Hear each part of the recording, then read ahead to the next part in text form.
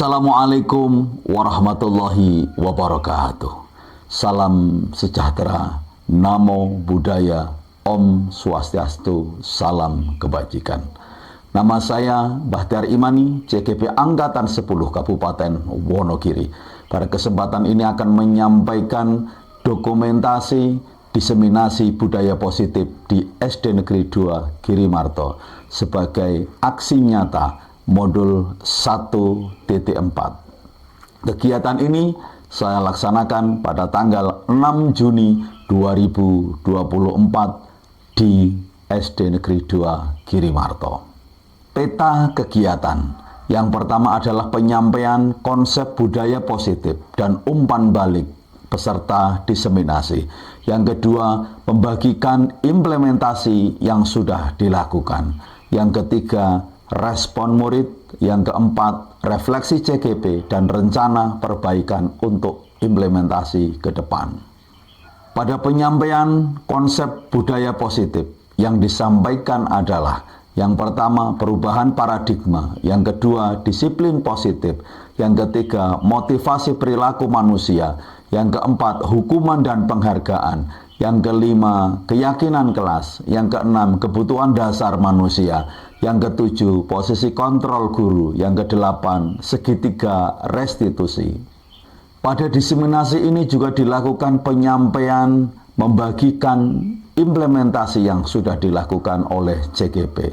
Yang pertama yaitu kegiatan sapa pagi dan ngopi pagi, yaitu kegiatan menyambut kedatangan anak, kemudian dilanjutkan ngobrol pagi sebelum awal pembelajaran. Yang kedua, motivasi dan disiplin positif, yaitu kegiatan sholat duha dan dilanjutkan dengan penguatan pemberian motivasi kepada murid. Yang ketiga adalah membuat keyakinan kelas. Yang keempat, membuat angket kebutuhan dasar manusia. Yang kelima, praktik segitiga restitusi. Yang keenam, membuat media pembelajaran beringin, yaitu belajar dengan riang sambil bermain. Media pembelajaran ini saya buat dengan menggunakan nampan yang dilubangi dengan tujuan agar anak-anak dapat menguatkan dirinya, internalisasi diri dengan karakter-karakter positif, khususnya gotong royong bekerja sama dengan temannya. Susunan acara kegiatan diseminasi budaya positif adalah sebagai berikut. Yang pertama, pembukaan. Kedua, menyanyikan lagu Indonesia Raya. Yang ketiga, sambutan kepala sekolah. Yang keempat, penyampaian materi budaya positif. Yang kelima, umpan balik konstruktif. Yang keenam adalah penutup. Demikian pendahuluan yang saya sampaikan dan selamat menyaksikan. Bismillahirrahmanirrahim. Assalamualaikum warahmatullahi wabarakatuh. Waalaikumsalam warahmatullahi wabarakatuh. Pada siang hari ini acara diskusi diseminasi budaya positif oleh Bapak Bahtiar akan kita mulai. Maka dari itu, marilah kita membuka dengan bacaan basmalah bersama-sama. Bismillahirrahmanirrahim. Baik Bapak dan Ibu, pada hari ini, pada hari Kamis tanggal 6 Juni tahun 2024, sekolah kita SD Negeri 2 Girimarto mengadakan sebuah diskusi diseminasi yang berjudul budaya positif yang akan disampaikan oleh narasumber dari guru penggerak, yaitu Bapak Bahtiar Imani. Nanti akan ada beberapa hal yang bisa kita diskusikan pada siang hari ini. Salawat serta Bapak dan Ibu, tidak lupa marilah kita panjatkan puji syukur kehadirat Allah Subhanahu wa Ta'ala, karena pada siang hari ini kita masih berkesempatan untuk berkumpul, sharing tentang materi yang bagus sekali, yaitu diseminasi budaya positif. Semoga acara pada siang hari ini dapat berjalan lancar tanpa halangan suatu apapun. Baik Bapak dan Ibu guru, tidak perlu berlama-lama untuk memasuki acara siang hari ini. Kita buka acara siang hari ini dengan bacaan basmalah bersama-sama. Bismillahirrahmanirrahim. Terima kasih dan dilanjutkan dengan menyanyikan lagu Indonesia Raya. Kepada yang bertugas dipersilakan. Hadirin dipersilakan berdiri.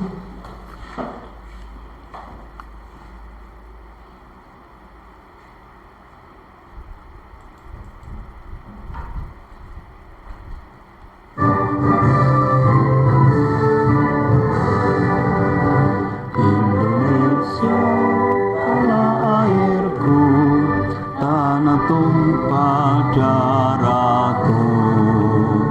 Di sanalah aku berdiri.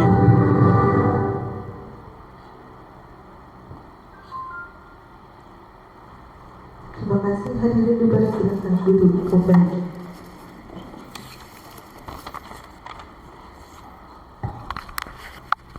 Selanjutnya adalah sambutan dari Ibu Kepala SD Negeri 2 Girimarto kepada Ibu Irma Surtikawati. Dipersilakan. Bismillahirrahmanirrahim. Assalamualaikum warahmatullahi wabarakatuh. Waalaikumsalam warahmatullahi wabarakatuh. Bapak Ibu Guru SD Negeri 2 Girimarto yang saya hormati, dan juga calon guru penggerak angkatan 9 Bapak Bahtiar Imani SPT yang saya hormati. Tidak lupa senantiasa marilah kita memanjatkan syukur alhamdulillah, segala puji bagi Allah karena atas segala nikmat dan hidayahnya, insya Allah kita semua dapat berkumpul dalam keadaan sehat walafiat. Amin. Amin.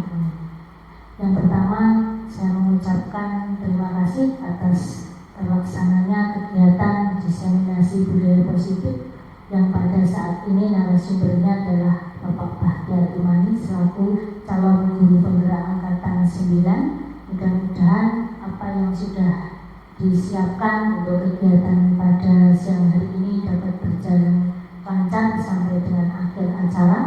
Yang selanjutnya mudah-mudahan apa yang menjadi kegiatan pada inti tujuan pada kegiatan siang ini dapat tercapai, dapat menjadi inspirasi juga bagi Bapak Ibu guru yang lain. Kami selalu memberikan apresiasi kepada penjenengan semua. Kami memberikan ruang kepada Bapak Ibu guru khususnya yang belum mengikuti guru penggerak untuk termotivasi untuk bersemangat. Saya yakin penjenengan semuanya mampu untuk mengikuti. Terima kasih kepada Ibu Kepala Sekolah yang telah memberikan sambutan pada siang hari ini. Dilanjutkan acara berikutnya yaitu penyampaian materi dari narasumber yaitu Bapak Bahtiar Imani, guru penggerak angkatan 10 mengenai diseminasi budaya positif. Kepada Bapak Bahtiar Imani dipersilakan.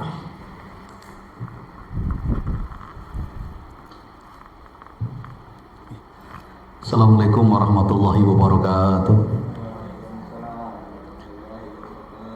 Yang kami hormati Ibu Kepala Sekolah, Ibu Irma Surtikawati MPD. Yang kami hormati pula Bapak Ibu Guru SD Negeri 2 Girimarto. Alhamdulillah pada kesempatan siang hari ini kita bisa berkumpul, bertemu untuk belajar bersama. Temanya diseminasi budaya positif, RKE berbagi, tapi sebetulnya ini adalah lahan kita bersama untuk memperbaiki muhasabah, untuk perbaikan ke depan untuk sekolah kita tercinta ini.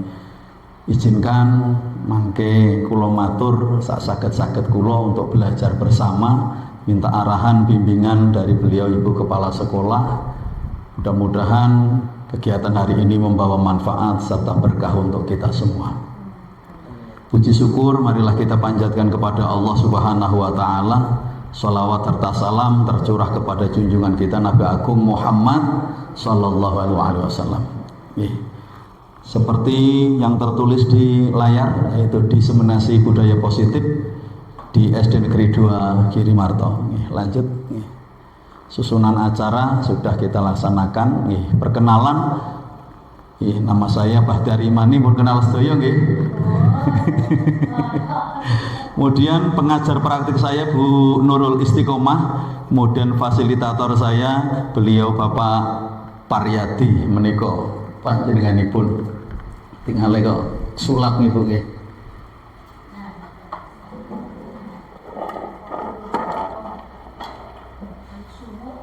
Nggih. Ketinggal Bu nggih. Latar belakang bahwa proses pembelajaran di sekolah akan berjalan dengan baik ketika ada budaya positif. Nah, dengan budaya positif ini, maka pembelajaran akan berpihak kepada siswa. Sehingga apa? Ketika pembelajaran berpihak pada siswa, siswa akan merasa aman, merasa nyaman, dan merasa senang. Untuk itu, mari kita mewujudkan budaya positif di sekolah. Ketika ingin mewujudkan budaya positif diperlukan diantaranya adalah pembentukan keyakinan kelas dan penerapan segitiga restitusi. Tujuan dari diseminasi ini adalah kegiatan ini agar kita bersama memperoleh pemahaman tentang keyakinan kelas dan segitiga restitusi sehingga dapat diterapkan di sekolah. Untuk apa? Untuk mendukung terciptanya budaya positif. Ada 8 materi pembahasan, ya, di akhir nanti ada berbagi. Yang pertama perubahan paradigma, kedua disiplin positif, ketiga motivasi perilaku manusia, yang keempat hukuman dan penghargaan, yang kelima keyakinan kelas, yang keenam kebutuhan dasar manusia, yang ketujuh posisi kontrol guru, yang kedelapan yaitu segitiga restitusi. Pada pertemuan ini kita akan diawali dengan cara pandang kita yang lama, yang selama ini kita pegang. Untuk itu, di sini kita akan bermain untuk menuliskan sesuatu yang paling berharga. Nyuwun pangapunten Bu. Tuliskan sesuatu yang paling berharga. Nggih, monggo. Tapi saged bentuk fisik nggih. Bentuk fisik. Maksudnya jangan Nabi Allah, ngoten niki Allah lah anu nggih. Nggih. Dalam untuk jenengan. Sesuatu yang jenengan anggap paling berharga. Benda, bisa anak, bisa nggih gitu. Nggih, yang berbentuk fisik saja. Yang paling berharga, atau mungkin non fisik bisa, nggih, keimanan dan sebagainya, nggih, kesehatan, nggih, boleh, nggih. Ini saya lupa ini mainnya dengan bapak ibu guru. Kalau anak-anak anu Bu, tapi benda apa ya Pak? Yaudah, sesuatu apa ya Pak? Nah, akhirnya saya pilih benda gitu. Mohon maaf ini saya lupa ini dengan bapak ibu guru. Monggo tuliskan sesuatu yang paling berharga.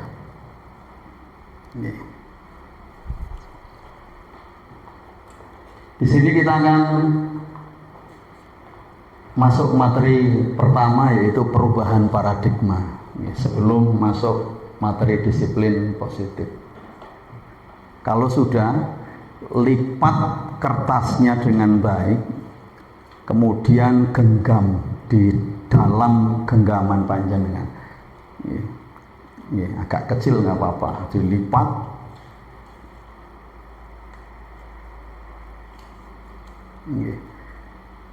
Digenggam, dilipat, kemudian digenggam dengan baik.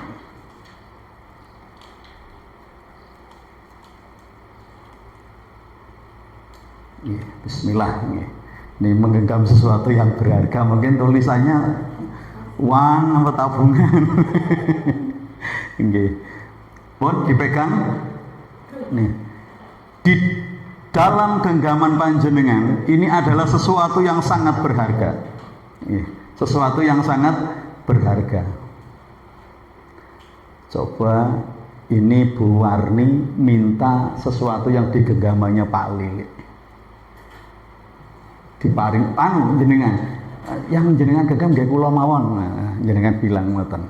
Nggih. Oh diparing nggih. Padahal ini sesuatu berharga. Oke, ini jenengan diberikan. Oke, siap. Ini sesuatu berharga milik jenengan le. Pripun sekedap. Pripun Pak Lili? Nggih boten. Oh mboten. Oke, siap. Mbak Ratna nyuwun ngene Bu Arni. Ya, angsal mboten. Bu nggih kula mawon. Jan paring ke mboten. Sesuatu yang berharga niku. Nggih.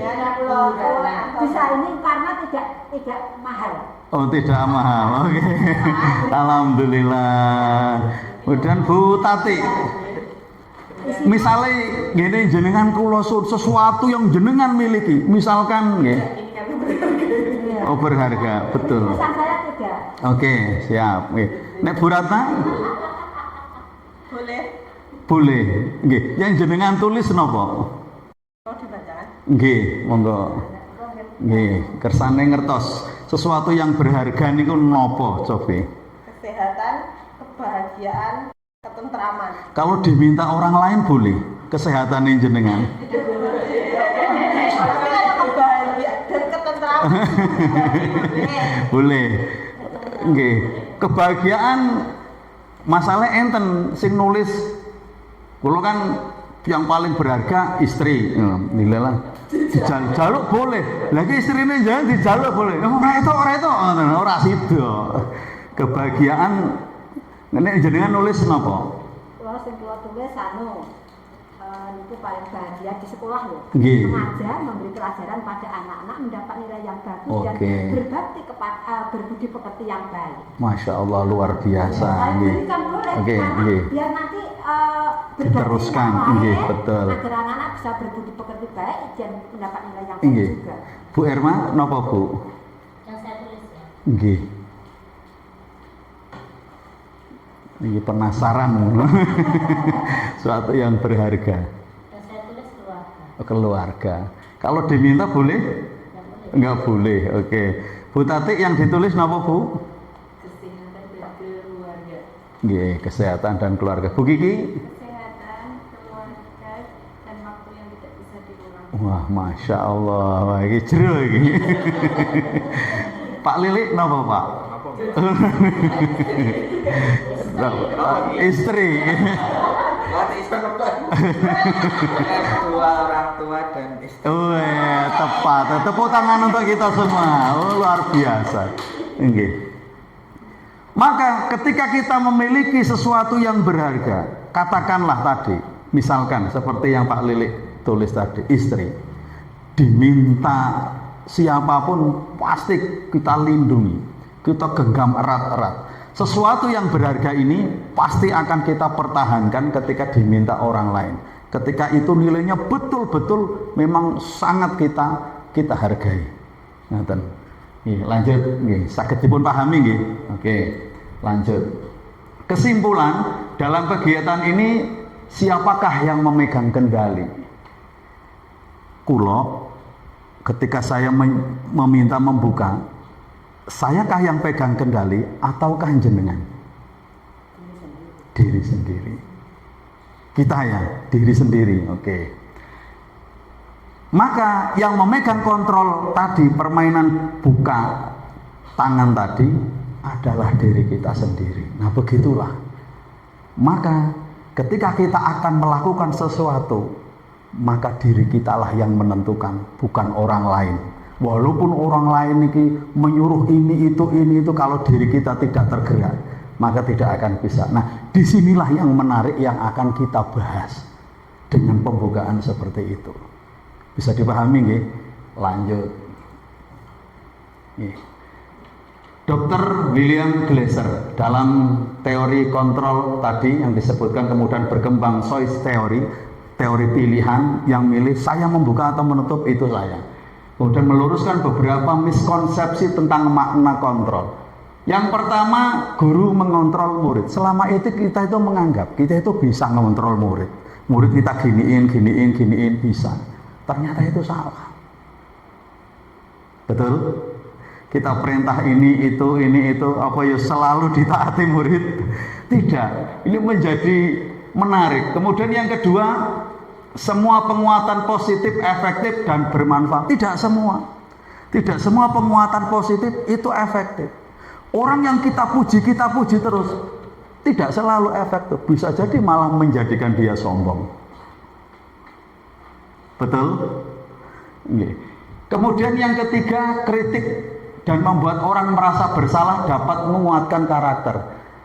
Bahwa orang kita kritik, kita beri sampai dia merasa bersalah, itu akan menjadi baik bagi dirinya. Itu bisa jadi malah timbul rasa dendam kepada diri.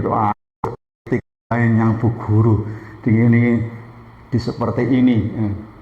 Kemudian orang dewasa memiliki hak untuk memaksa. Nah, ini belum tentu benar. Kamu anak kecil, saya lebih dewasa, saya punya hak memaksa kamu. Nah, ternyata teori tadi buka tutup bahwa yang menentukan adalah dirinya, maka 4 hal yang disampaikan ini menjadi sebuah ilusi, belum tentu benar. Ya, lanjut Pak Lili. Coba Pak diulangi kok yang nomor 1 itu kok cenderung saya tidak cocok. Oke, coba menarik sekali. Guru mengontrol murid. Makna dari ilusi guru mengontrol murid adalah bahwa 100% bahwa kita itu bisa mengarahkan. Nek nyuruh murid ngalor, ya melu mesti muridnya ngalor. Nek nyuruh murid ngetan, ya muridnya ngetan. Nek ken ngulon, ya ngulon. Apakah selalu begitu? Tidak kan? Nah, betul. Contoh sepele yang sering terjadi. Hari Senin seragam wajib. Nah, kita kan menganggap kita punya kontrol kepada murid. Ini kenyataannya tidak selalu. Bisa dipahami, Bu? Tapi guru selalu mengontrol. Iya. Betul, mengontrol betul. Ya, lanjut. Maka jika ingin membuat kemajuan perlahan, ubahlah sikap. Niki nek pengen berubah pelan-pelan, yang dirubah sikapnya. Kaki nggak boleh ke atas, turunkan. Itu sikap. Tapi jika ingin memperbaiki cara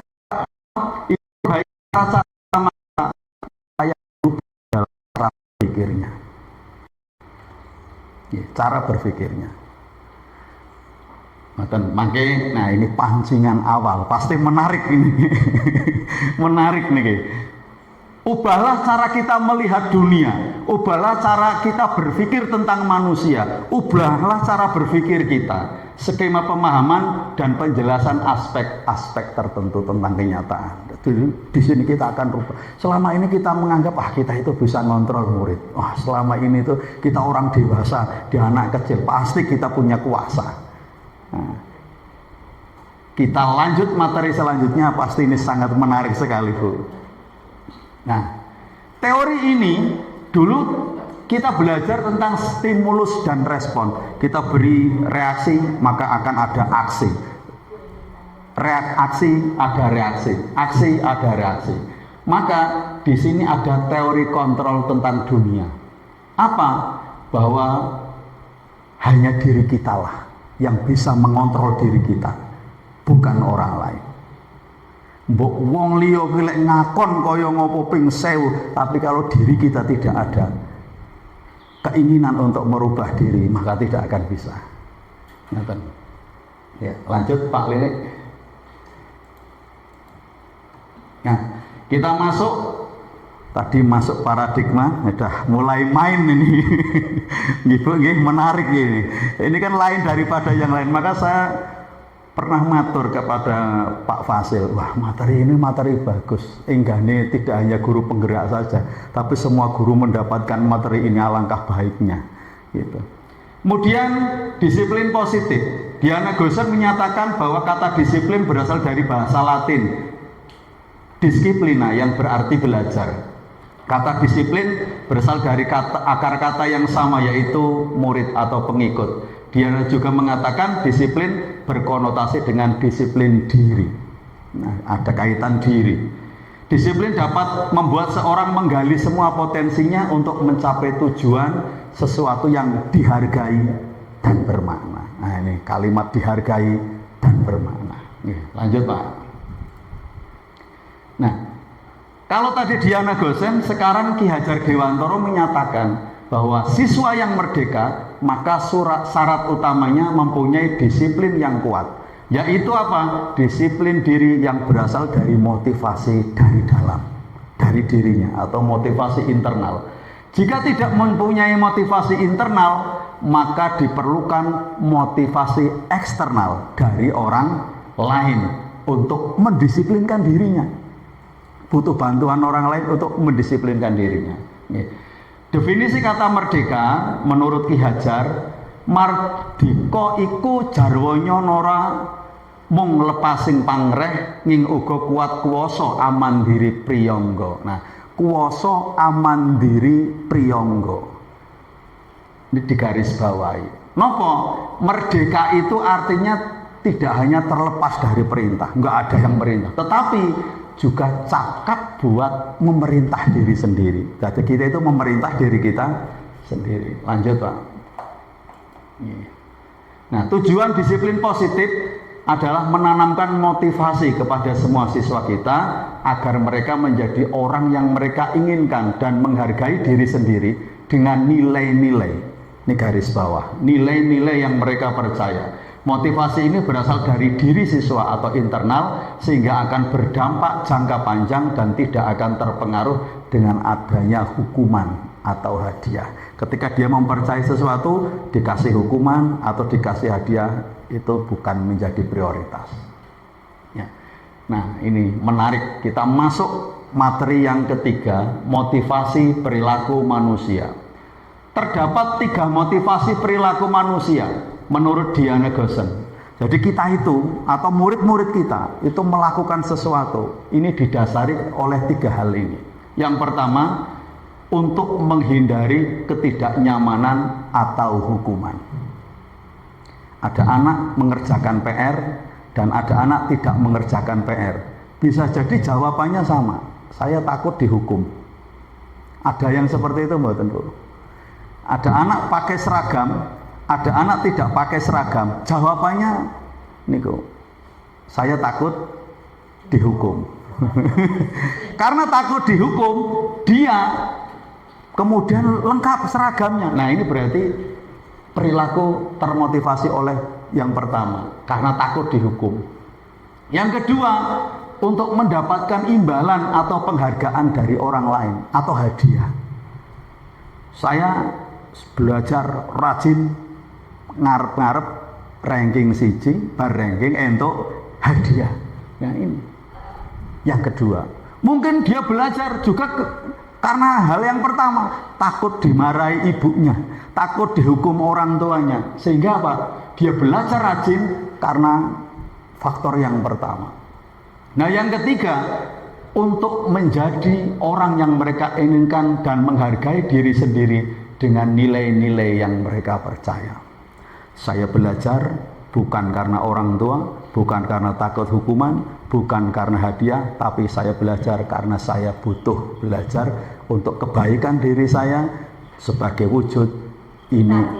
Nggih. Ya, betul. Rasa syukur. Nggih, betul.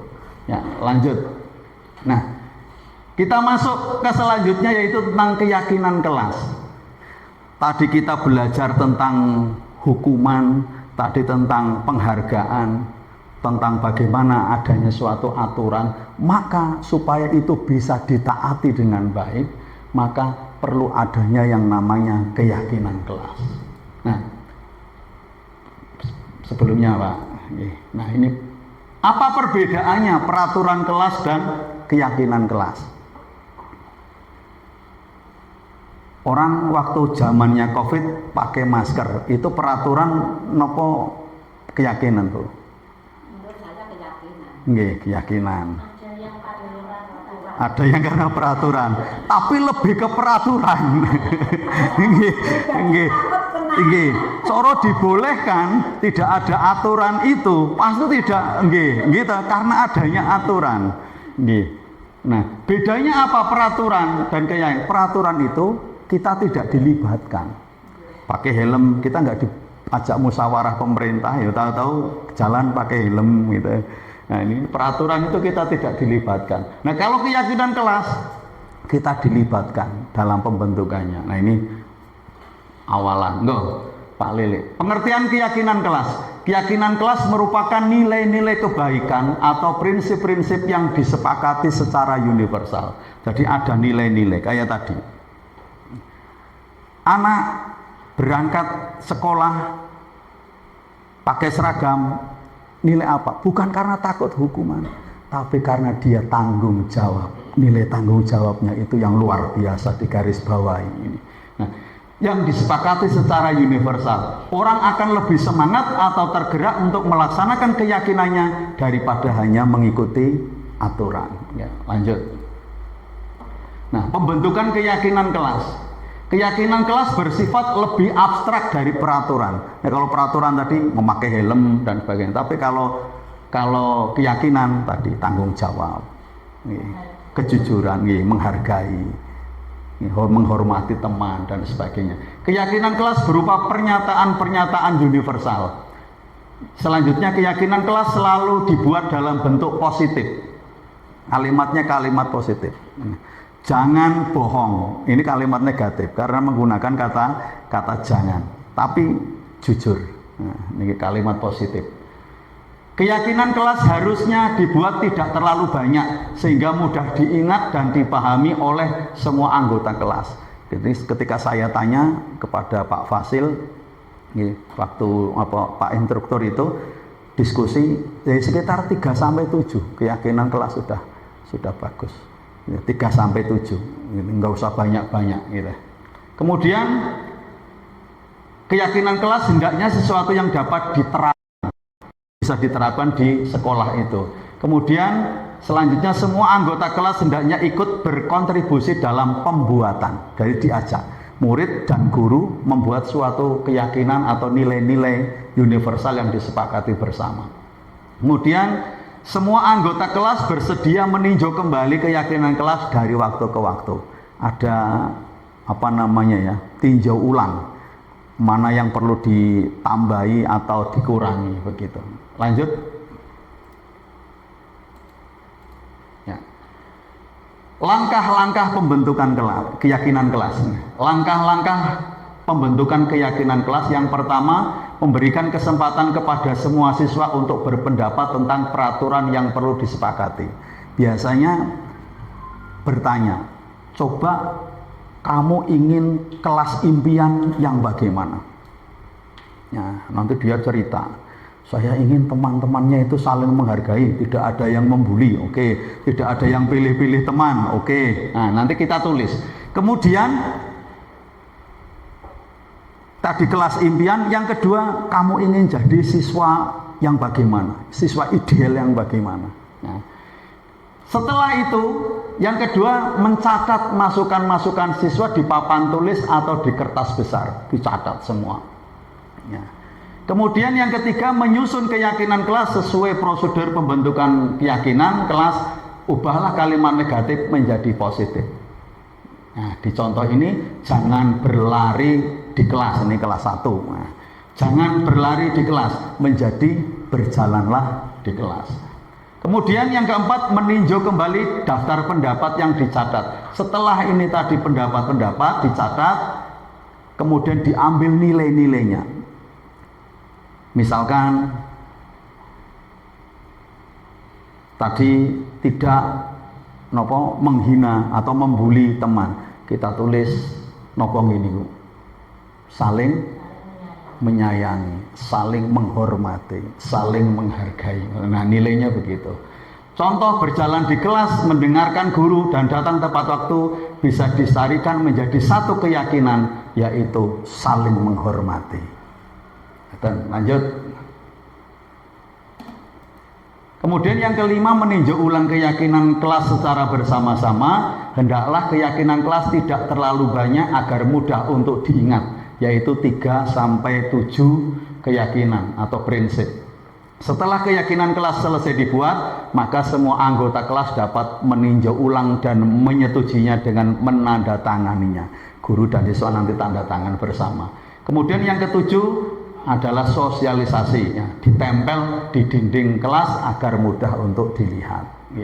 Lanjut Pak Lilik. Nah, ini contoh keyakinan kelas. Kelas 1, setiap anggota kelas perlu belajar, setiap anggota kelas perlu senang, setiap anggota kelas perlu melakukan tugas. Untuk kelas 5, selalu bersikap positif, senantiasa menjadi diri terbaik, percaya dan menghormati orang lain. Ini contohnya, contoh keyakinan-keyakinan kelas. Dilanjutkan. Nah, ini kita latihan, coba. Peraturannya selalu kembalikan buku di tempatnya. Ini keyakinan kelasnya apa? Mengembalikan buku di tempatnya. Tertib bisa masuk, tanggung jawab masuk mboten? Tanggung jawab napa malih? Dalam Bu? Disiplin, betul. Oh, wah pintar sekali. Tepuk tangan semuanya. Wah pinter-pinter. Nah, iya. Kemudian dilarang mengganggu orang lain. Niki keyakinan kelasnya apa? Menghargai. Oke. Niki yang ketiga Bu Kiki ini. Bu Kiki Bu ya. Hadir di sekolah 15 menit sebelum pembelajaran dimulai. Disiplin waktu. Oke, siap. Ini mantap. Baratna, yang selanjutnya dilarang melakukan kekerasan. Dilarang melakukan kekerasan. Menjaga ketertiban. Ya, boleh menjaga ketertiban bisa. Ya, rukun, ya, betul. Lanjut, ya.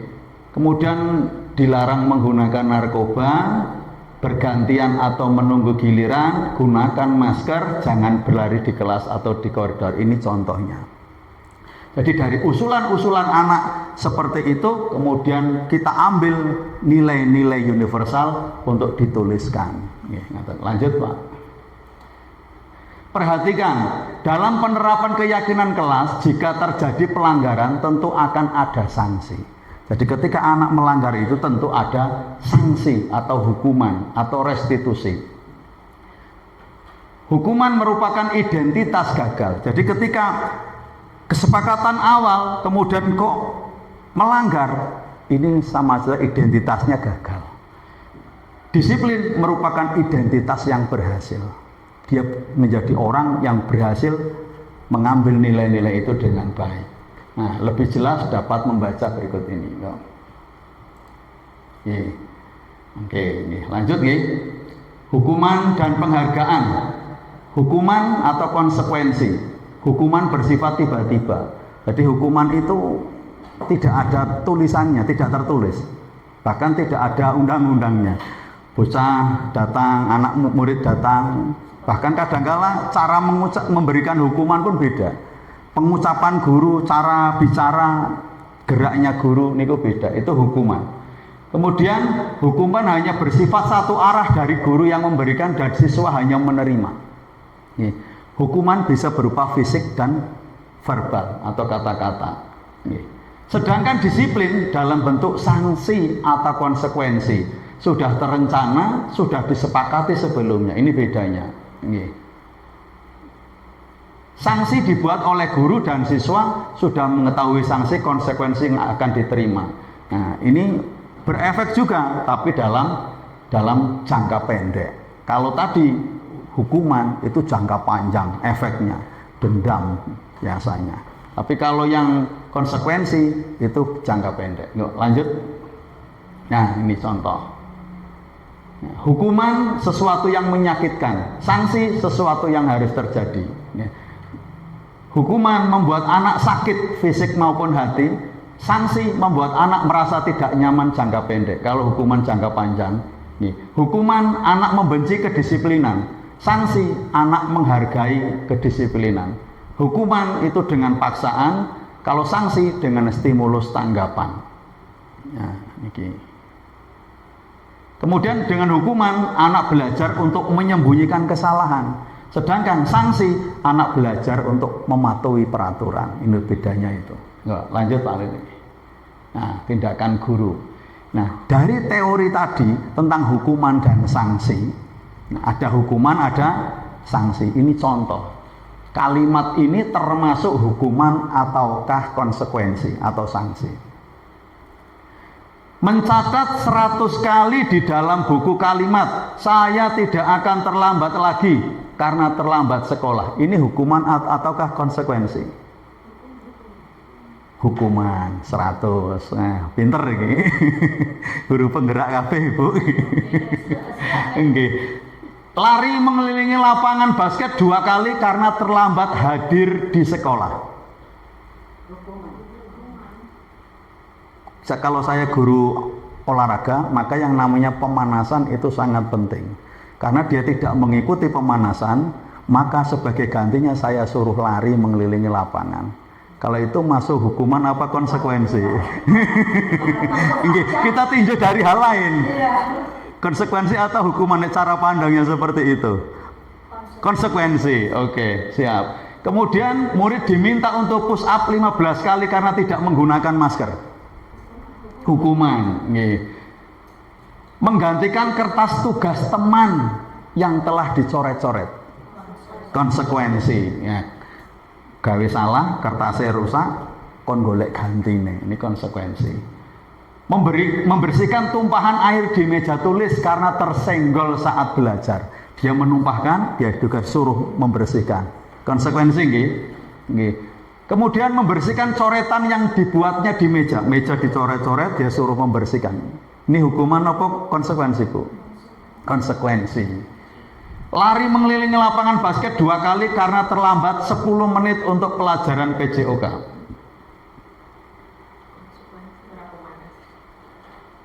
Nggih. Nggih. Terlambat ya. Nggih, betul, Bu. Itu konteksnya seperti apa? Misal yang menyuruh itu guru, berarti menjadi hukuman. Nggih. Ketika yang menyuruh guru olahraga, tapi ketika guru olahraga itu mungkin mengatakan kamu terlambat, apa tanggung jawab yang akan kamu lakukan? Ya. Mau keliling lapangan, Pak, berarti itu Konsekuensi. Oke, tepuk tangan untuk Bu Irma. Wah, mantap, betul, Bu. Nggih, yuk. Wah, luar biasa ini. Ini kita sudah nggih, mulai mengerucut ini. Nggih. Ya, menarik ini, Bu, memang. Penghargaan sama halnya dengan hukuman. Tadi kita belajar tentang hukuman dan konsekuensi. Ternyata penghargaan itu juga seperti menghukum seseorang. Berikut pengaruh buruk penghargaan terhadap anak menurut Kang. Jadi penghargaan itu tidak baik. Gitu. Jadi tidak hanya hukuman. Satu, memberikan pengaruh jangka pendek dan jangka panjang. Nah, ini loh. Ya. Jadi orang ketika belajar kok dapat hadiah, pinter ranking 1 dapat hadiah, menurut Kon ini tidak baik. Karena bisa jadi apa? Dia belajar tujuannya bukan untuk hal nilai-nilai yang baik, tapi untuk mencari hadiah. Ketika hadiahnya di stop, ada akibat mboten? Ada. Nah, itu loh. Makanya dia hadiah mempunyai efek negatif. Kemudian yang kedua, penghargaan tidak efektif. Timbul rasa kecewa. Jadi yang tidak dapat hadiah, penghargaan, dia akan kecewa, berkecil hati. Kemungkinan di lain waktu tidak akan berusaha. Wah, paling yo aku ora ranking. Paling yo rankingnya yo azam. Kalau putrane Bu Ida, paling yo kuwi ae lalu ora entuk hadiah. Bisa jadi begitu, Bu. Bisa jadi begitu. Nah, ini tidak efektif. Jika ingin seorang orang yang berusaha berhenti merokok, bila diberi penghargaan tidak akan berhasil. Ini contohnya. Yang ketiga, penghargaan merusak hubungan. Betul. Sing entuk hadiah terus karo sing ora entuk niku bisa jadi permusuhan. Kita nggak tahu. Waduh, Bu Guru iki kepiye aku ora tahu itu ya. Bahkan mungkin wali pun protes. Anak aku ki kurang apa tuh? Kok ora katut lomba iki misalkan begitu. Apa-apa ora katut. Nah ini menjadi merusak hubungan. Ngeten. Lanjut. Penghargaan itu menghukum. Penghargaan menghukum mereka yang tidak mendapat penghargaan. Penghargaan dan menghukum adalah hal yang sama karena keduanya berusaha mengendalikan perilaku.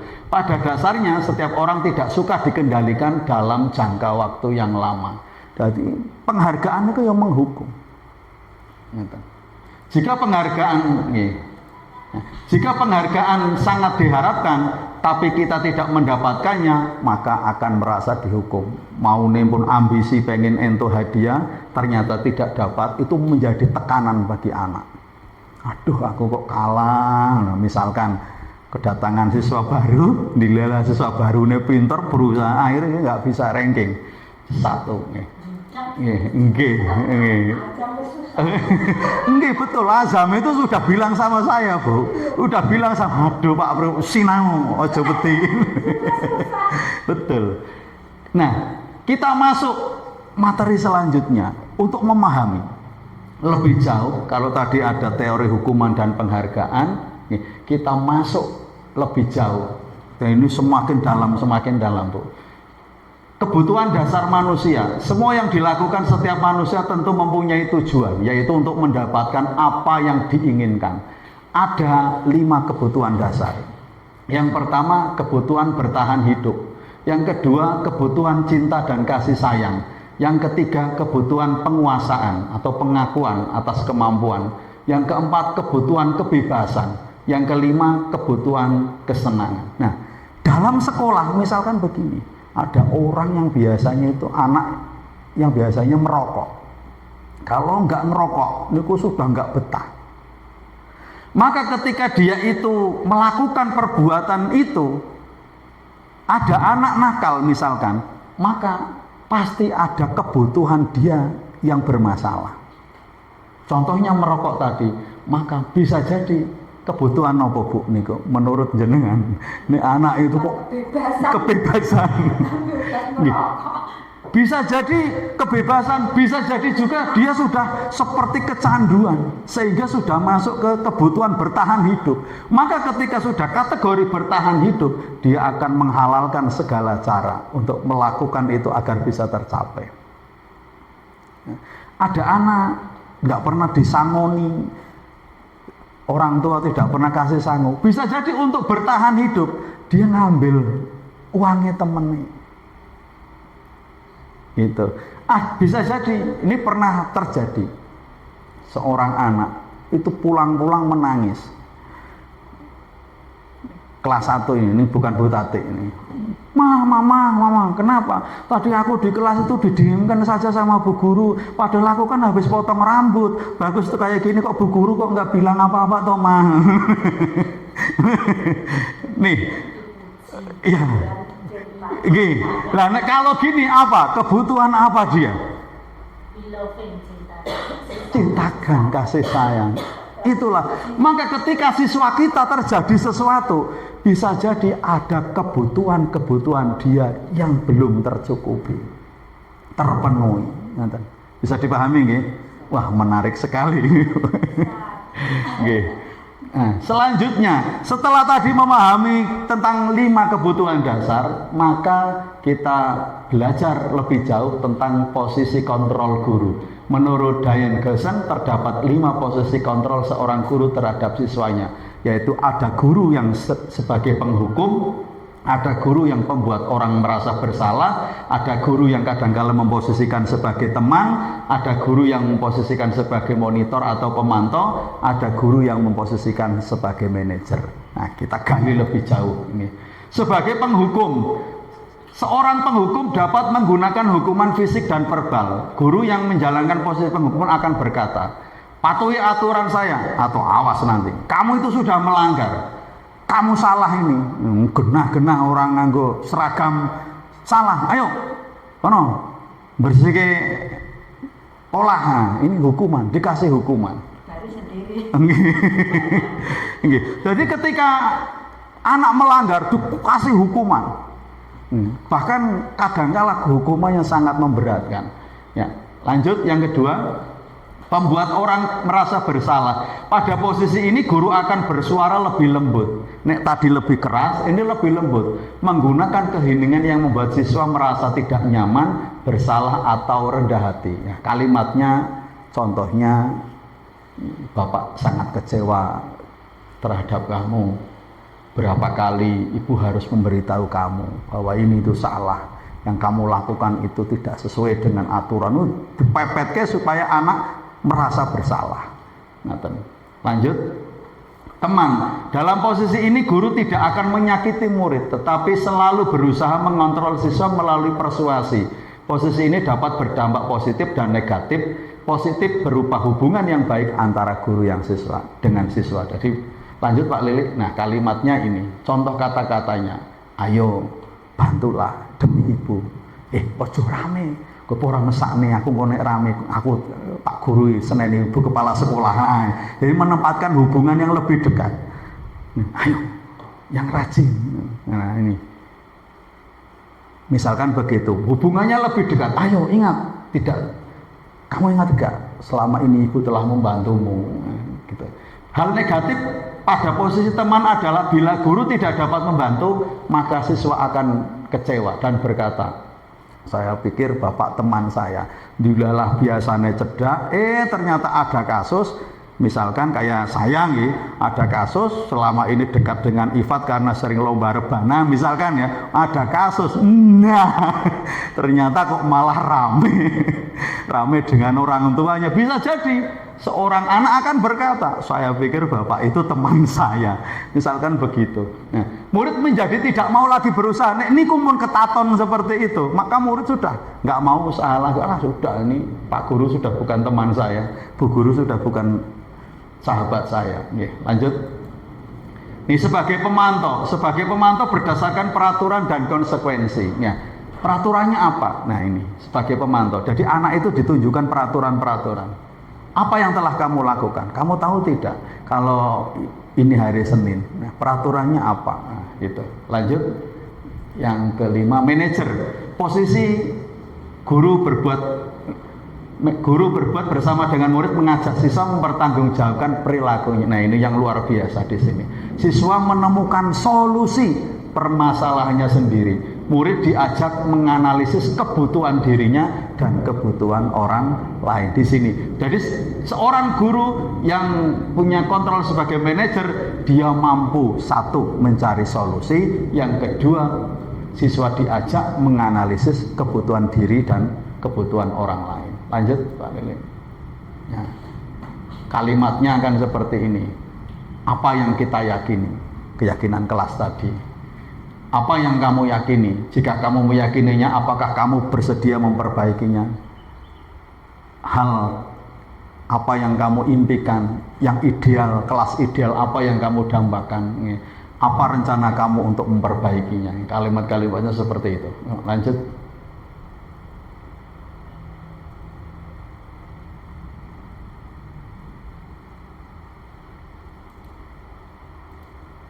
Ya. Tujuan dari 5 posisi kontrol guru terhadap siswa adalah mencapai posisi manajer, di mana pada posisi ini siswa dapat menjadi pribadi 1. Mandiri, 2. Merdeka, 3. Bertanggung jawab. Nah, ini 1. Mandiri, 2. Merdeka, 3. Bertanggung jawab. Lanjut. Refleksi. Selama ini Bapak, Ibu, Guru dari 5 posisi kontrol ini biasanya yang sering diterapkan posisi nopo, Bu?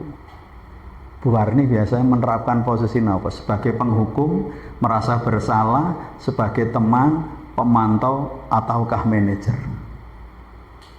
Menyayangi siswa itu. Nggih. Bisa teman, nggih, teman. Nggih. Sinten sing ajeng ngendika? Bu Kiki, selama ini sebagai nopo? Oh, teman. Oke, siap. Kata-katanya sebagai teman di SD kita, sebagai teman, bahkan sebagai pemantau ini di nopo ini, ya, ditunjukkan. Lanjut. Nah, kita masuk segitiga restitusi. Segitiga restitusi sebagai cara menanamkan disiplin positif siswa. Nah, setelah tahu kebutuhan-kebutuhan, sekarang kita masuk kepada materi inti. Itu menurut Gosen, restitusi merupakan proses menciptakan posisi bagi siswa untuk memperbaiki kesalahan. Jadi siswa punya kesalahan, di segitiga restitusi ini berusaha untuk memperbaiki. Sehingga apa? Kembali ke kelompoknya dengan karakter yang lebih kuat. Nah, restitusi ini dalam bahasa Inggris artinya pemulihan atau penggantian rugi, pengganti rugi niku restitusi. Ya. Nah, ini gambarnya segitiga restitusi. Yang pertama, bawah, menstabilkan identitas. Jadi anak yang tadinya merasa bersalah distabilkan. Kondisi setiap orang pasti pernah melakukan kesalahan. Kamu bukan satu-satunya orang yang melakukan ini. Kemudian validasi tindakan salah. Kamu tentu punya alasan mengapa melakukan itu. Nah, ini langkah kedua, validasi. Pasti punya alasan. Selanjutnya, adakah cara yang lebih efektif untuk mendapatkan apa yang dibutuhkan? Nah, yang ketiga, setelah tadi menstabilkan, kemudian dilanjutkan dengan validasi, yang ketiga dikaitkan dengan keyakinan kelas yang sudah kita pelajari sebelumnya itu. Kamu ingin menjadi orang seperti apa? Kamu melakukan itu, kok mencontek? Keyakinan kelas kemarin apa? Kejujuran. Lanjut. Nah, contoh menstabilkan identitas, berbuat salah tidak apa-apa, tidak ada manusia yang sempurna. Ya, lanjut. Ketika anak fokus pada kesalahan, maka akan sulit untuk melakukan restitusi. Hal ini karena rasa bersalah itu menguras energi. Merasa bersalah berarti identitasnya gagal. Rasa bersalah membuat kita terperangkap pada masa lalu yang sudah tidak bisa diubah lagi. Lanjut Pak Lili. Nah, ini validasi. Setelah tadi menstabilkan anak, sisi validasi tindakan, bahwa tindakan ini bisa diperbaiki. Menyarankan guru menyarankan kepada siswa bahwa melanggar peraturan adalah sikap yang baik, tetapi dalam restitusi harus memahami alasannya. Saya tahu kamu melakukan ini pasti ada alasannya. Intinya di situ, divalidasi. Lanjut. Kemudian sisi menanyakan keyakinan. Setelah melalui langkah 1, 2 di atas, baru kita kaitkan. Masih ingat tidak keyakinan kelas kita? Oh iya, kamu itu mencontek berarti melanggar nilai kejujuran. Apa nilai-nilai yang telah kita sepakati bersama? Kamu ingin jadi orang seperti apa? Gitu. Ya. Lanjut. Nah, ini keyakinan kelas. Nah, saya sebagai CGP, calon guru penggerak, melaksanakan modul 1.4 ini terkait dengan keyakinan kelas. Saya laksanakan, diawali dengan anak-anak kemudian menulis tentang keyakinan kelasnya, apa hal yang ingin diimpikan, kelas ideal yang ingin diharapkan, kemudian dia ingin menjadi siswa seperti apa ditulis, kemudian ada yang sama ditulis satu saja, dirangkai dengan baik, kemudian diambil nilai-nilai universalnya. Lanjut Pak Lili. Di kelas 4 SD Negeri 2 Giri Marto, setelah tadi ditulis pendapat anak-anak tadi, dikelompokkan menjadi 4 nilai universal. 1, jujur. 2, tertib. 3, rajin. 4, saling menghargai. Nah, ini luar biasa nih anak-anak kita, Bu. Lanjut. Nah, kemudian terkait dengan motivasi. Tadi kita membahas motivasi, maka saya sebagai calon guru penggerak juga menggerakkan anak-anak bagaimana menyadari dirinya. Ada hal-hal nilai, tidak hanya sekedar hukuman, tidak hanya sekedar hadiah, tapi ada nilai-nilai universal. Nah, saya kaitkan dengan profil pelajar Pancasila, tentang keimanan, tentang berbudi luhur, tentang kemandirian, tentang bernalar kritis dan sebagainya. Ya, lanjut. Kemudian di posisi kontrol guru, saya berusaha setiap pagi, mungkin Bapak Ibu titen, kalau setiap pagi saya mesti keliling menemui anak-anak. Harapan saya tahu ini ada permasalahan apa. Jadi hal yang menarik setelah saya masuk mengikuti calon guru penggerak, ini salah satu efeknya. Setiap pagi saya pasti mencari anak-anak. Jadi setelah mengikuti guru penggerak, efek langsung yang saya rasakan setiap pagi saya dekati anak-anak, ngobrol apa saja, bahkan tentang kegiatan dia di rumah, tidak hanya di sekolah. Lanjut. Nah, ini angket yang kemarin Bapak Ibu guru tulis juga ini termasuk terkait pemetaan kebutuhan dasar manusia. Jadi yang jenengan isi tentang teman, tentang kasih sayang, tentang apa itu sebetulnya isinya itu. Niki, potone enten. Nggih, niku enten. Nah, ini anak-anak juga mengisi. Nah, setelah ditulis dipetakan, ini tuh nek moto nggih, jenengan nulis. Nggih. Lanjut. Nah, kemudian ini pelaksanaan segitiga restitusi, biar lebih paham disetel ya Pak. Nggih. Yang kasus satu saja di tadi file.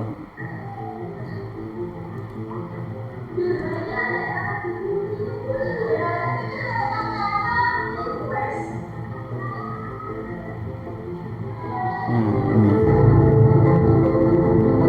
Ada seorang anak tidak mau melaksanakan tugas piket kebersihan karena minggu kemarin dia piket sendiri, ceritanya begitu. Gimana kabarnya Mbak Nabila? Sehat kan? Pelajarannya gimana lancar? Oh, ya. Ini mohon maaf Mbak Nabila. Berikut ini langkah restitusi yang dilakukan. Di atasnya saya tulis. Pak Lele. Ini gimana? Anu Pak, pakai apa Pak itu Pak? Ini suara menjadi tulisan sendiri. Mendapat laporan dari teman-teman satu kelas katanya Mbak Nabila. Nggih. Betul itu. Oh, ini stabilitas identitas. Itu sebuah kesalahan Mbak Nabila. Ya. Tapi setiap manusia pasti tidak sempurna. Tidak ada manusia yang sempurna. Pasti pernah melakukan kesalahan. Tapi Pak Guru tidak akan mencari siapa yang salah, menyudutkan siapa yang salah.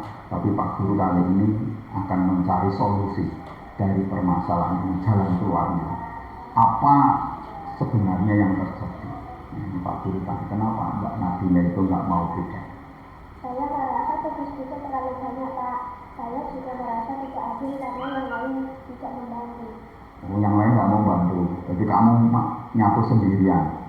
Oh ya, kamu berhak merasa begitu. Pak Guru juga pernah mengalami, dulu aku sekolah mengalami hal seperti itu. Jadi dia senang dulu, stabil dulu. Supaya itu menjadi baik kembali, kita cari jalan keluarnya. Pak Guru mengerti bahwa apa yang terjadi kepada kamu, mungkin kamu yang pertama yang merasa berat ketika melakukan kerja itu sendirian, piket sendirian, juga merasa tidak adil. Kenapa kok yang piket hanya saya, yang lain tidak? Tapi dengan kamu menolak tugas piket, itu bukan cara yang benar untuk mengatasi masalah ini. Jadi pahami? Nah, kamu pasti punya alasan kenapa melakukan itu. Lalu bagaimana perasaan teman-teman kalian yang rajin-rajin itu? Kelompok yang lain kan juga rajin. Pasti merasa tidak senang, tidak suka. Benar enggak? Ya, bagus.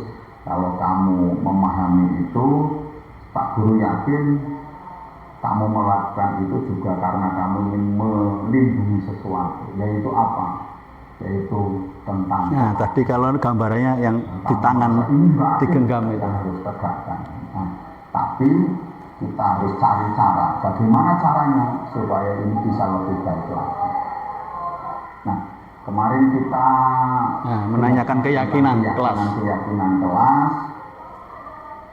Apa yang kita yakini di kelas kesepakatan kita Salah satunya adalah tentang kebersamaan, kemudian tentang tanggung jawab. Nah, kalau yang terjadi seperti itu, apakah bisa dikatakan itu orang yang bertanggung jawab?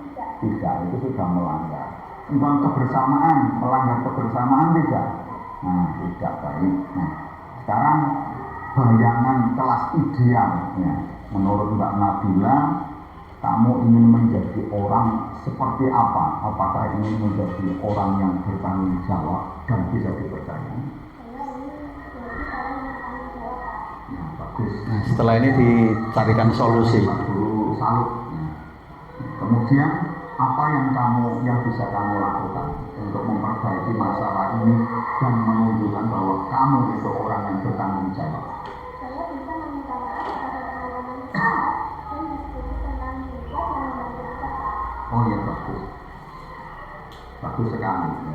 Langkah yang akan kamu ambil yang pertama meminta maaf, kemudian berdiskusi tentang kewajiban tiket bersama-sama. Ya nanti Pak Guru sampaikan kepada Pak Lilik sebagai wali kelas untuk mengkondisikan ini. Begitu ya. Ya, terima kasih sekali Mbak Nabila. Semoga menjadi anak yang sukses.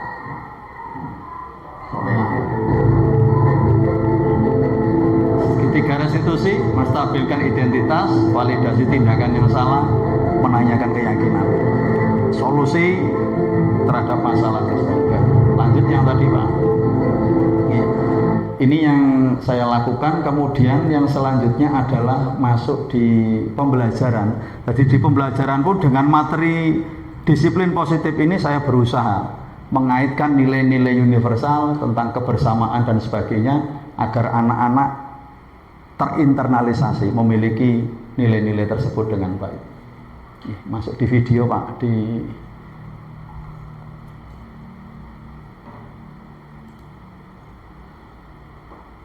ini karena di guru penggerak ini saya termotivasi membuat begini-begini. Kalau enggak mungkin enggak ada gambaran. Jujur ini saya. Bahwa hidup bersih, hidup rapi, hidup teratur sebagai cerminan dari A. Iman, B. Sudah ditulis di lembar jawab.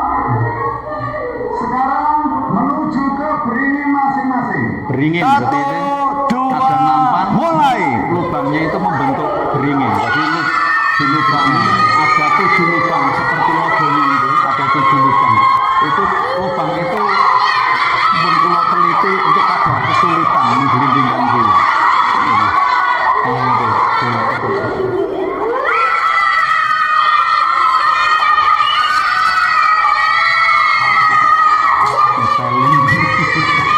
Kan perasaan, yaitu senang, sedih, marah, dan lelah.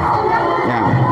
Pak Guru ingin tahu apa yang kalian rasakan hari ini. Yang senang 7 jari. Senang, ya. Coba Mas Jafir, kenapa senang?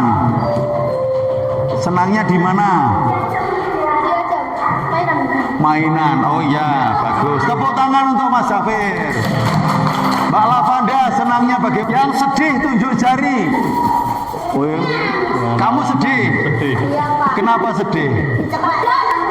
Oh, sedih mau pulang ke rumah jadi sedih. Terlalu oh iya. Ini gula itu mencela terus. Akhirnya dimarahi itu. Ini setelah saya belajar tentang disiplin positif, nilai-nilai universal seperti ini. Alhamdulillah bisa melaksanakan semampu saya, sebisa saya. Makaten penyampaian dari saya, kurang lebihnya mohon maaf, saya kembalikan kepada moderator.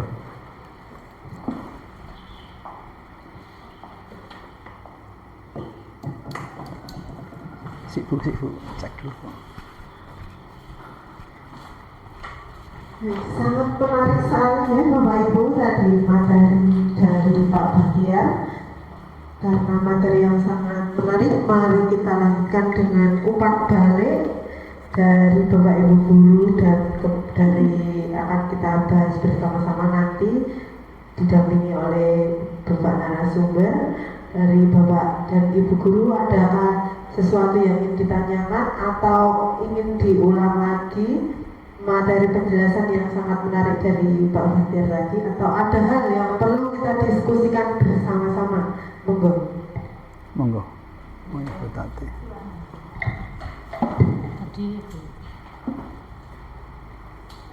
Terima kasih waktu yang diberikan. Saat dipaparkan materi tadi ada materi kesepakatan dan keyakinan kelas. Kalau kesepakatan kelas itu di kelas 1 sudah saya laksanakan dengan anak-anak.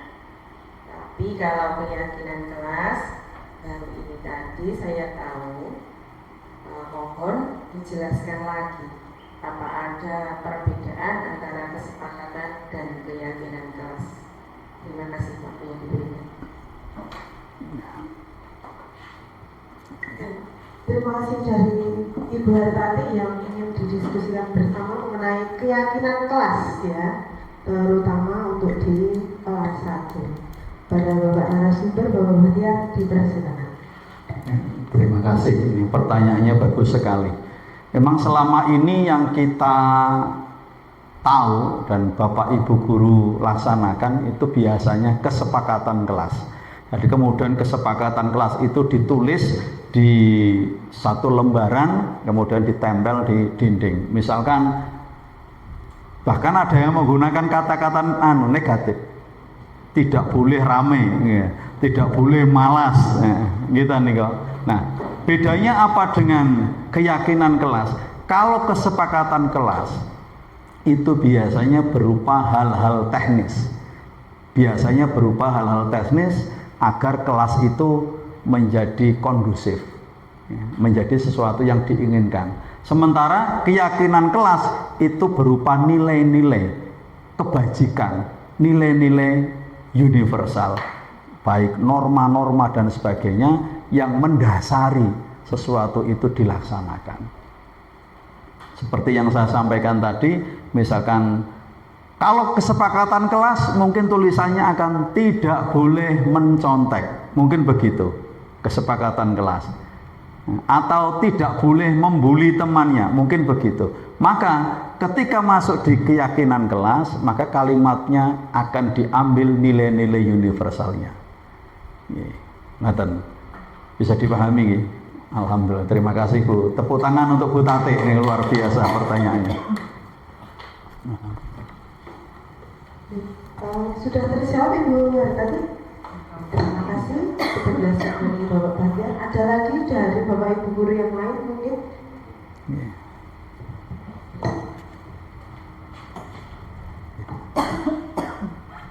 Terima kasih.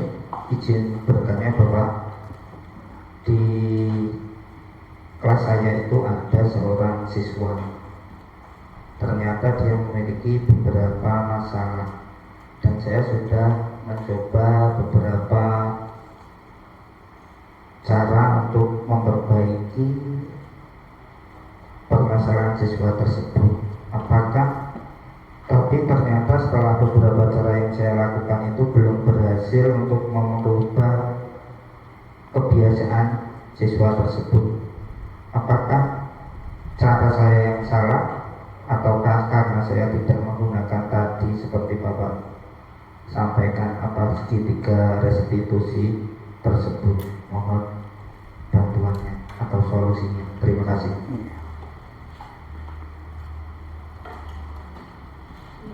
Pertanyaan dari Pak ini sangat menarik, Pak Bahtiar, bisa langsung dijelaskan. Ya, ini pertanyaan yang luar biasa ini Pak Lilik.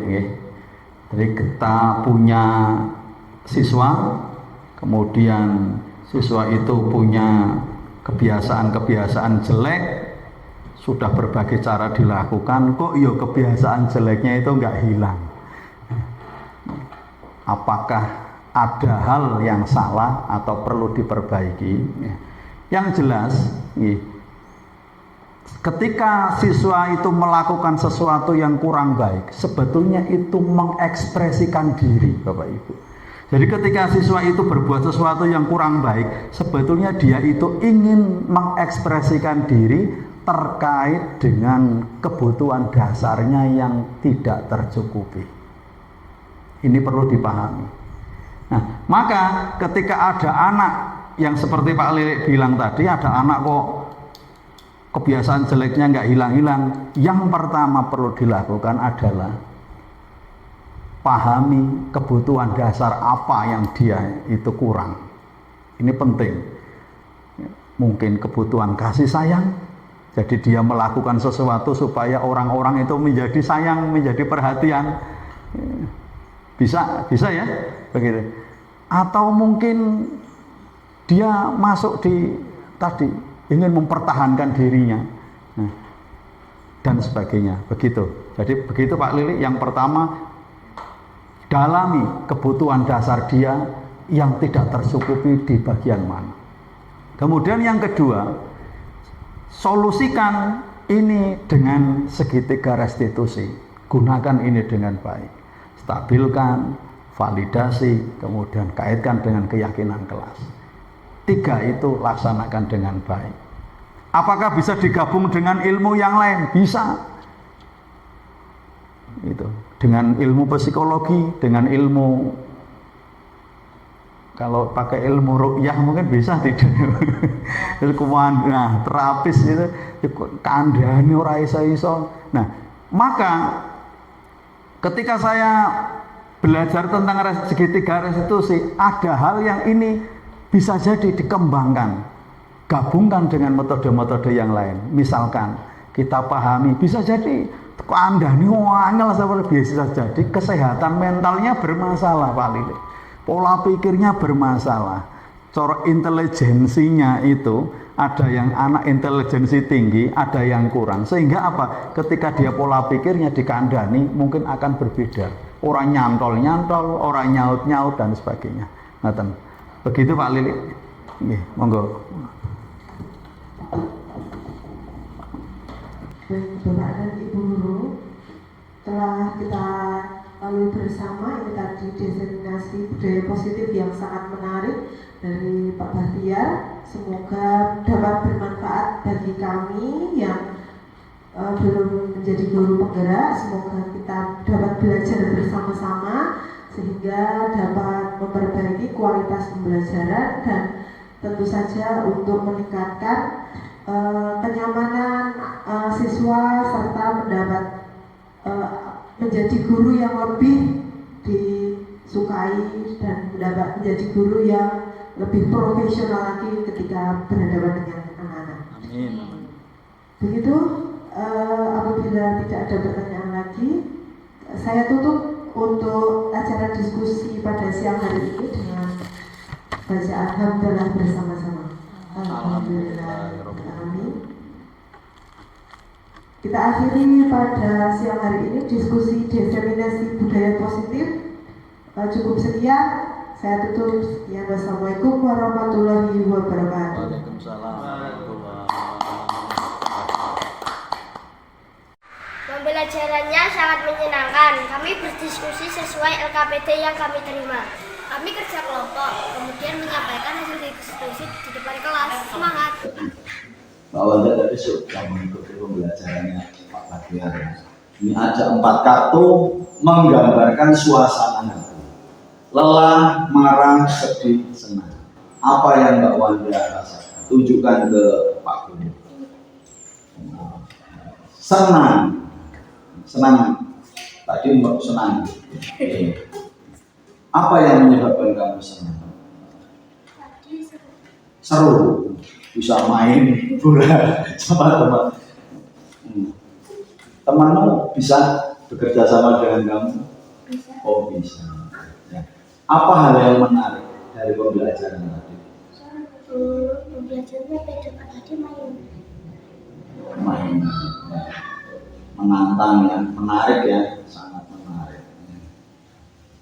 Ada pernah bolanya masuk salah lubang?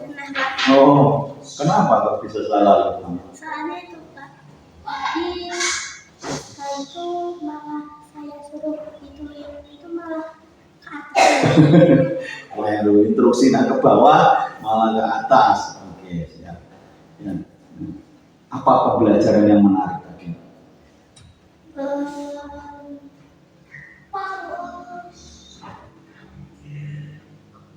Nah, ada yang menarik? Merasa? Oh, seru. Ya, menarik ya. Oke, terima kasih. Jadi tadi pembelajarannya menarik karena sambil bermain. Nah, tadi namanya apa itu belajar? Bermain sama hunting. Beringin. Artinya beringin apa tadi? Belajar diam Sambil. Oke. Nah, terima kasih Mbak Wanda atas waktunya. Sudah jadi anak yang soleh. Selanjutnya Mas Damar.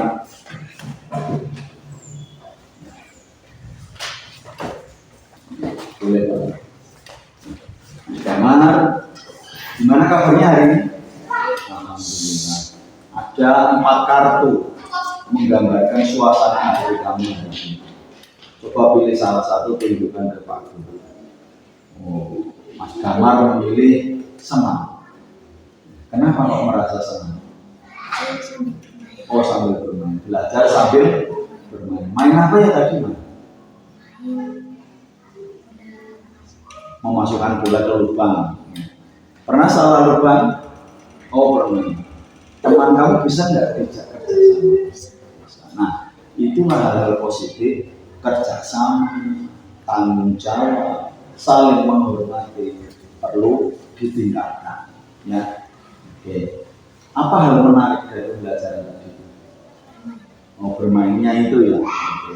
Mudah-mudahan bisa menjadi anak yang soleh. Terima kasih Mas Damar atas waktunya. Mudah-mudahan Allah mempermudah segala urusan. Terima kasih. Refleksi calon guru penggerak. Hal-hal yang menarik bagi saya adalah bahwa pendekatan positif dalam mendisiplinkan siswa dapat memberikan dampak jangka panjang yang lebih baik daripada hukuman, serta pentingnya membangun keyakinan kelas sebagai dasar dalam memecahkan konflik. Modul ini memberikan semangat optimisme yang tinggi dalam menciptakan sekolah yang berpihak kepada murid. Demikian aksi nyata modul 1.4 yang saya sampaikan dalam diseminasi budaya positif di sekolah. Kurang lebihnya mohon maaf. Assalamualaikum warahmatullahi wabarakatuh.